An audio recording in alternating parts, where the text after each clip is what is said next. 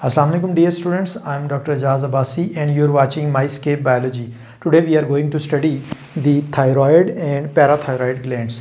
आज हम biology second year के इस लेक्चर में थायराइड और पैराथायराइड ग्लैंड्स के बारे में जो है वो स्टडी करेंगे, उनसे रिलीज़ होने वाले हार्मोन्स और उनके फंक्शंस के बारे में बात करेंगे। बेसिकली जो थायराइड ग्लैंड है, पहले हम इसके बारे में बात करेंगे। थायराइड ग्लैंड जो है ये हमारी नेक में जो है वो मौजूद होता है। ये बेसिकली जो है वो जस्ट बिलो द लैरिंक्स मौजूद होता है और ये ट्रैकिया के दोनों साइड्स पे राइट और लेफ़्ट साइड पे ये दो आपको रेड कलर के जो है वो लोब्स नज़र आ रहे हैं। तो ये बेसिकली जो है वो थायराइड ग्लैंड है। जबकि इन रेड लोब्स के अंदर आप देखें तो ये आपको छोटे छोटे दो लोब्स जो है वो राइट साइड पे और दो लेफ़्ट साइड पे नज़र आ रहे हैं। तो ये जो चार स्मॉल साइज़ लोब्स हैं ये पैराथायराइड ग्लैंड कहलाते हैं। तो ये थायराइड और पैराथायराइड ग्लैंड जो है ये साथ साथ मौजूद होते हैं। सो पहले हम बात करेंगे कि थायराइड ग्लैंड जो है इससे कौन से हार्मोन प्रोड्यूस होते हैं। थायराइड ग्लैंड बेसिकली जो है ये दो लोब्स की फॉर्म में मौजूद है on the either side of trachea. It produces 3 hormones under the influence of TSH, thyroid stimulating hormone, जो एंटीरियर पिट्यूटरी से जो है वो रिलीज़ होता है। उसके रिस्पॉन्स में थायराइड ग्लैंड से 3 हार्मोन जो है वो प्रोड्यूस होते हैं। वन इज़ T3 जो है इसको हम ट्राई आयोडोथायरोनिन कहते हैं। इसी तरह से जो T4 है इसको हम टेट्रा आयोडोथायरोनिन या थायरॉक्सिन कहते हैं। ये दोनों जो T3 और T4 हैं, T3 के अंदर 3 आयोडीन एटम्स होते हैं और टेट्रा आयोडोथायरोनिन जो है इसके अंदर 4 आयोडीन एटम्स जो है वो मौजूद होते हैं। सो आयोडीन जो है इन हार्मोन्स की प्रोडक्शन के लिए बहुत ही ज़रूरी है। इसके बाद जो है वो तीसरा जो हार्मोन है दैट इज़ कैल्सिटोनिन। सो पहले हम जो है वो बात करेंगे थायराइड हार्मोन्स जो थायरॉक्सिन है बेसिकली उसके बारे में। तो ये जो T3 और T4 हैं इन दोनों का जो फंक्शन है ये आलमोस्ट सिमिलर होता है। सो थायरॉक्सिन जो है ये बहुत सारे फंक्शन जो हमारी बॉडी में कंट्रोल करता है। It controls basal metabolic rate, हमारी बॉडी में जो रेस्पिरेशन का प्रोसेस होता है जिसके रिज़ल्ट में एनर्जी रिलीज़ होती है उसको बेसिकली जो है वो थायरॉक्सिन कंट्रोल करता है। इसके अलावा जो है ग्लूकोज कैटाबॉलिज्म, जो ग्लूकोज की ब्रेकडाउन होती है रेस्पिरेशन के प्रोसेस में, और जो कोलेस्ट्रॉल की सिंथेसिस होती है हमारी बॉडी के अंदर, ये भी जो है वो थायरॉक्सिन कंट्रोल करता है। इसके अलावा जो नर्वस सिस्टम की डेवलपमेंट होती है इन्फेंट्स के अंदर और जो आप कह सकते हैं कि डेवलपिंग फीटस के अंदर, ये भी जो है वो थायरॉक्सिन के जो है वो इन्फ्लुएंस की वजह से होती है। इसके अलावा हमारी बॉडी में जो मसल्स की डेवलपमेंट है, जो स्केलेटन की डेवलपमेंट है, ये भी जो है वो थायरॉक्सिन के थ्रू होती है। सो बेसिकली थायरॉक्सिन जो है ये जो ग्रोथ हार्मोन है सोमैटोट्रोफिन, उसके साथ जो है वो मिल के तो बॉडी में जो ग्रोथ का प्रोसेस है उसको भी जो है वो कंट्रोल करता है। थायरॉक्सिन जो है अगर इसकी ज़्यादा कॉन्सेंट्रेशन हो ओवर सेक्रीशन तो उसकी वजह से हमारी बॉडी में जो है वो हाइपरथायरॉयडिज्म की जो है वो कंडीशन डेवलप हो जाती है। हाइपरथायरॉयडिज्म के रिज़ल्ट में ग्रेव्स डिजीज़ जो है वो कॉज होती है। ग्रेव्स डिजीज़ जो है ये बेसिकली एक ऑटो इम्यून डिसऑर्डर की वजह से कॉज होती है, जिसमें हमारे ब्लड के अंदर एक ऐसा एंटीबॉडी प्रोड्यूस हो जाता है जो TSH की प्रोडक्शन को जो है वो स्टिमुलेट कर देता है, जिसकी वजह से जो थायरॉक्सिन है उसकी प्रोडक्शन ज़्यादा होती रहती है। इसकी ओवर सेक्रीशन की वजह से जो है ये जो डिज़ीज़ होती है इसमें there is high metabolic rate, body का जो मेटाबॉलिक रेट है वो काफ़ी तेज़ होता है और मेटाबॉलिक रेट तेज़ होने की वजह से जो हार्ट बीट और बॉडी टेम्परेचर है ये जो है वो काफ़ी ज़्यादा रहता है फ्रीक्वेंटली। इसकी वजह से फ्रीक्वेंट स्वेटिंग होती है और स्वेटिंग के रिज़ल्ट में जो है वो जो मसल्स हैं वो वीक हो जाते हैं कॉन्टीन्यूसली जो है वो प्रोटीन ब्रेकडाउन की वजह से, और उसके रिज़ल्ट में जो है वो वेट लॉस की कंडीशन जो है वो डेवलप होती है। इसके साथ साथ एक्सोफ्थैल्मिया, जिसमें आई बॉल्स जो हैं ये बाहर की तरफ बल्ज आउट हो जाती हैं, ये सिम्टम्स जो है वो डेवलप होते हैं ग्रेव्स डिजीज़ के अंदर। इसी तरह से अगर अंडर सेक्रीशन हो जाए तो उसको हम जो है वो हाइपोथायरॉयडिज्म कहते हैं। अंडर सेक्रीशन जो है वो 2 तरह से कॉज होती है। सम केसेस में जो है वो कॉन्जेनिटल होती है। कॉन्जेनिटल जो है ये बाय बर्थ जो है वो प्रॉब्लम को हम कहते हैं।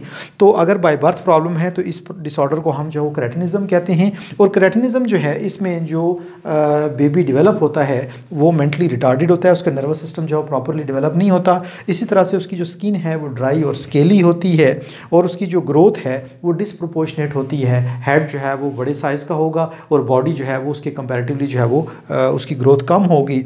इस तरह से जो है वो जो प्यूबर्टी है, मेचोरिटी है, वो भी काफ़ी लेट स्टेज में जाके जो है वो डेवलप होती है। और मोस्टली इस तरह के जो आप कह सकते हैं कि जो इंडिविजुअल्स हैं वो इनफर्टाइल होते हैं, वो सेक्सुअली मेच्योर जो है वो नहीं होते। अगर फॉर एग्ज़ाम्पल लेटर लाइफ के अंदर जो है वो ये कंडीशन डेवलप हो जाए हाइपोथायराइडिज्म की, तो ये मोस्टली जो है वो आयोडीन की डेफिशिएंसी की वजह से होती है। जैसा कि हमने ऊपर बात की थी कि जो ट्राई आयोडोथायरोनिन और टेट्रा आयोडोथायरोनिन हैं, इनके लिए आयोडीन जो है वो मस्ट रिक्वायर्ड है। सो आयोडीन की डेफिशिएंसी की वजह से अगर ये डिज़ीज़ कॉज होती है तो इसको हम मिक्सोडीमा कहते हैं। मिक्सोडीमा जो है इसमें अगेन स्किन जो है वो ड्राई और स्केली होती है, हेयर्स जो है वो लॉस होना शुरू हो जाते हैं नॉर्मली जो है वो स्कैल्प से।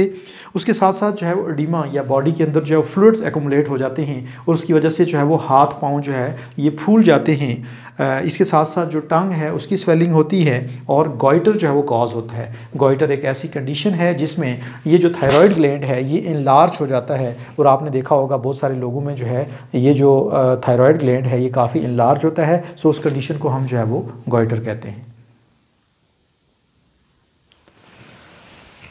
थर्ड जो हार्मोन रिलीज़ होता है थायराइड ग्लैंड से, दैट इज़ कॉल्ड कैल्सिटोनिन। और कैल्सिटोनिन जो है ये डेपोजिशन ऑफ कैल्शियम को जो है वो कंट्रोल करता है बोन्स के अंदर। पैराथायराइड जो ग्लैंड है, पैराथायराइड ग्लैंड से जो हार्मोन रिलीज़ होता है इसको हम पैराथार्मोन या पैराथायराइड हार्मोन जो है वो कहते हैं। और ये जो हार्मोन है पैराथार्मोन, ये और कैल्सिटोनिन एक दूसरे के एंटागोनिस्टिक हैं, एक दूसरे के अपोजिट वर्क करते हैं। ये जो है वो कैल्शियम की बोन्स के अंदर डेपोजिशन को कंट्रोल करता है, जबकि ये बोन से जो है वो कैल्शियम की रिलीज़ को कंट्रोल करता है। सो हम इस जो है वो एक फ़्लो शीट के थ्रू इस कॉन्सेप्ट को अंडरस्टैंड करने की कोशिश करेंगे कि किस तरह से कैल्सिटोनिन और पैराथार्मोन एक दूसरे के एंटागोनिस्टिक जो है वो वर्क करते हैं। लेट्स सपोज ये जो है वो हमारे पास ब्लड के अंदर कैल्शियम की जो है वो कॉन्सेंट्रेशन है, ये ऊपर की तरफ जो है वो कैल्शियम की कॉन्सेंट्रेशन इंक्रीज़ होती जा रही है। ये कैल्शियम का लोअर लेवल है ब्लड के अंदर जो मिनिमम मेंटेन होना चाहिए, और ये जो ऊपर लेवल है। जब कैल्शियम जो है वो हमारी डाइट के अंदर ज़्यादा होता है तो उसकी वजह से हमारे ब्लड के अंदर कैल्शियम का लेवल जो है वो इंक्रीज़ होना शुरू हो जाता है। जब कैल्शियम एक सर्टन अपर लिमिट से जो है वो इंक्रीज़ कर जाता है तो उस कंडीशन को हम कहते हैं हाइपर कैल्सीमिया। हाइपर कैल्सीमिया से बचने के लिए जो है वो कैल्सिटोनिन इस कैल्शियम को ब्लड से बोन्स में रिलीज़ करता है। इस जो है वो ब्लड से कैल्शियम का बोन्स में जो शिफ्ट होना है, इसकी वजह से एक तो बोन्स जो है वो स्ट्रॉन्ग होती हैं। बोन्स बेसिकली जो है वो एक रिजर्वायर हैं, एक स्टोर हाउस है कैल्शियम का। सो जितना कैल्शियम जो बोन्स में डिपॉजिट होता चला जाएगा तो बोन्स उतनी ही स्ट्रॉन्ग होती चली जाएंगी। सो कैल्सिटोनिन की इफेक्ट की वजह से एक तो बोन्स के अंदर कैल्शियम जो है वो डिपॉजिट होगा। Secondly hyper calcaemia is a leading cause of kidney stones, तो ये किडनी स्टोन्स से भी जो है वो हमें प्रोटेक्ट करता है।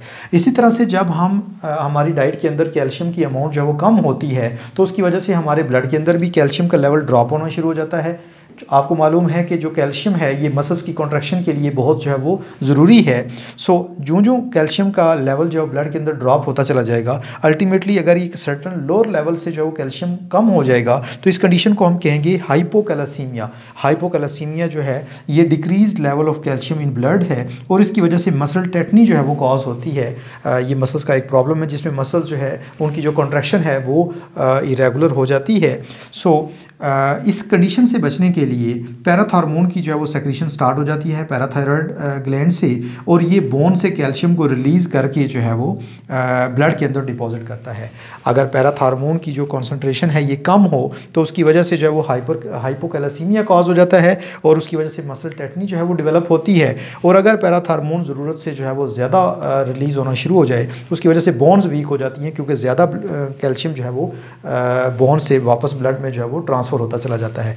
इसी तरह से कैल्सिटोनिन जो है ये जो है वो ब्लड से कैल्शियम को शिफ्ट करता है बोन्स के अंदर।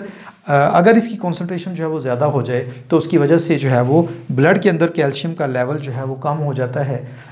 और अगर फॉर एग्ज़ाम्पल जो है ये ज़्यादा जो है वो रिलीज़ होना शुरू हो जाए तो उसकी वजह से अगर ज़्यादा रिलीज़ होना शुरू हो जाए तो ब्लड से जो है वो कैल्शियम ज़रूरत से ज़्यादा जो है बोन्स में ट्रांसफ़र हो जाता है। सो ब्लड जो है ये बेसिकली बॉडी की जो फंक्शनिंग है उसको कंट्रोल कर रहा होता है। सो ब्लड के अंदर कैल्शियम की जो कॉन्सेंट्रेशन है या जो मेटाबोलाइट्स की कॉन्सेंट्रेशन है उसका मेंटेन होना जो है वो बहुत ही ज़रूरी है। सो इस तरह से ये कैल्सीटोनिन और पैराथार्मोन दोनों एक दूसरे के एंटागोनिस्टिक जो है वो वर्क करते हैं।